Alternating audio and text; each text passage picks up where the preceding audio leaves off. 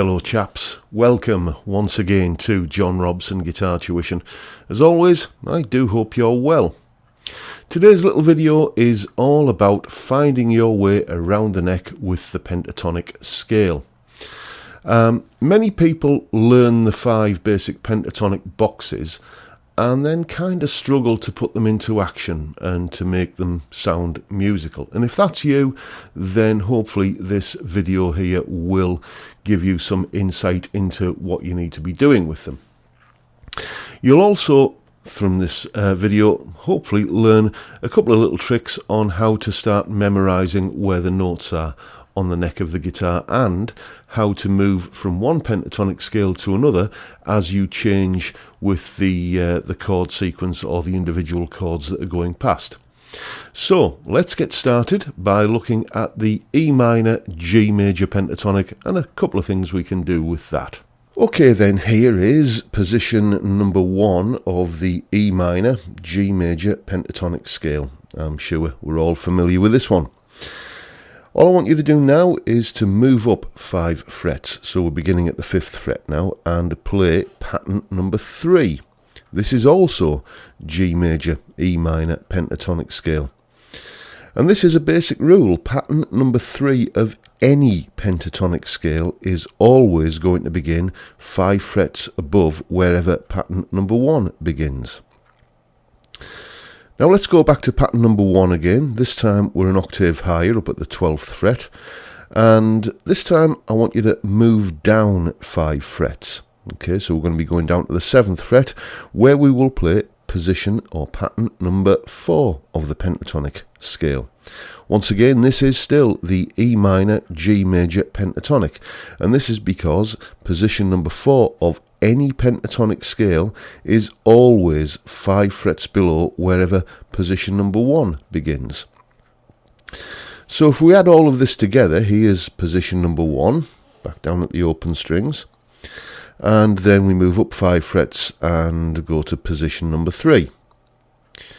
Then we'll keep those two mapped out in our minds, and this time add the position number 1 an octave higher again, up at the 12th fret. And then we'll come down 5 frets from that to position number 4 and add that in.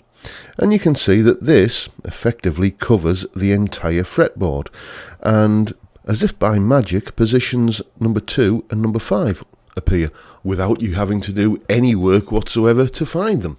And here's a quick demo of me doing those moves, just playing a few licks in each of those patterns that we mentioned in that last clip.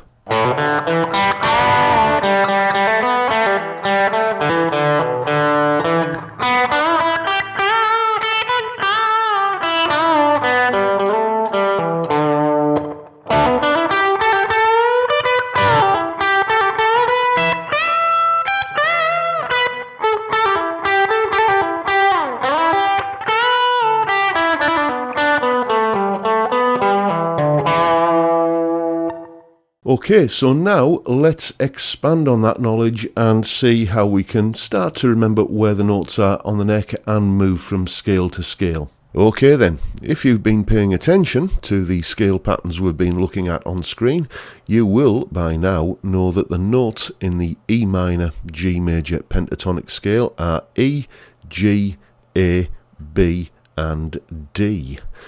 And a good way of remembering this is just to think of the word badge, which contains all of those letters. Obviously you have to put them into the correct order for the scale, but that's fairly easy. You just put them into the order that they occur in the alphabet, really. A, B, D, E, G, and then start on the E and you get E, G, A, B, D.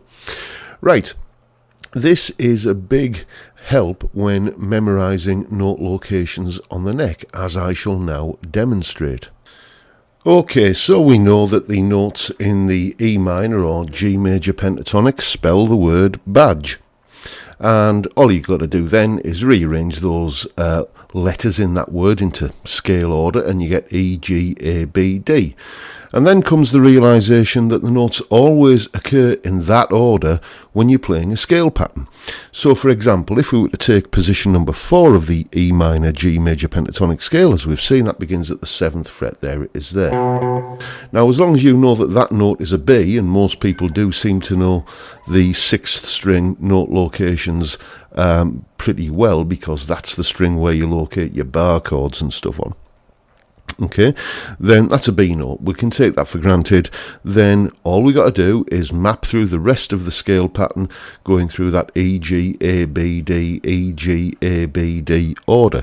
So that's a B, a D, E, G, A, B, D, E, G, A, B, and finally D. So that's a great way of getting to grips with note locations on the neck. Just think about the notes in the scale. If you can come up with a handy way of remembering them, like a word like badge, for example, that's a great way of memorising the notes in the scale, and then just map them out as you play a pentatonic scale, as you're practicing your scales. And sooner or later, these note locations and names will begin to stick in your mind. But I want to go a little bit further than that. What I want you to do is to find whichever location you're using for the E minor G major pentatonic and locate the B notes, and then just move them up 1 fret to C, and that will give us the A minor or C major pentatonic scale, which is very easy to remember because all you got to do for that is think of the word caged. Yes, there is a connection with the caged system of learning the neck, but we're not going to go down that avenue right now. What this becomes particularly useful for is when you want to move from one scale to another scale, say from E minor G major pentatonic to A minor C major pentatonic. All you got to do, rather than thinking of finding an entire new scale pattern for the new scale, is just think about changing one note in your existing scale, and that will take you to the same destination, but with arguably less brain activity and less exertion on the old grey matter. Here's a demonstration.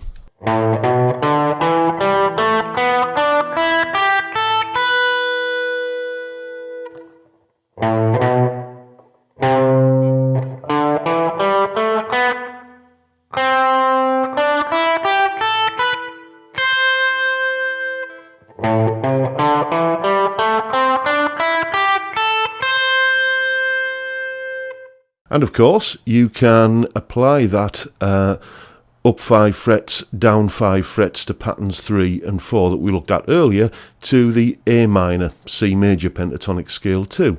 Here's a quick demonstration of that.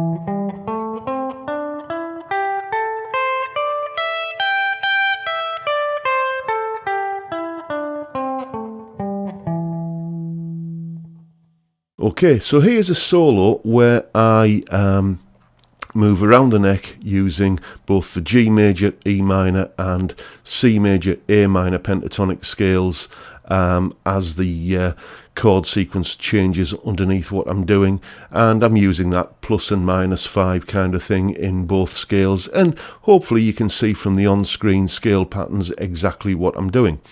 You can also download the jam track and the chord chart for this jam track as well from the description box down there, and why not have a go yourself? It's got all of the instructions and information on there that you'll need to be able to move with the flow of the changing pentatonic landscape, if you like. Yeah, give it a go yourself, and well, here's my attempt.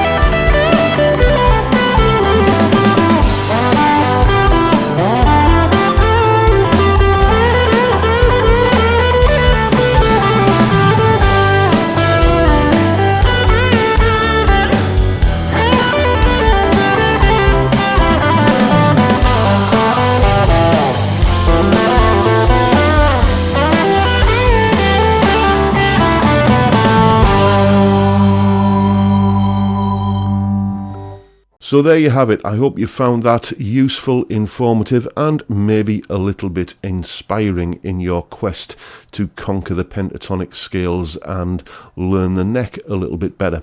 If you've enjoyed this video, then please hit the subscribe button, the notification bell, and give me a like while you're at it.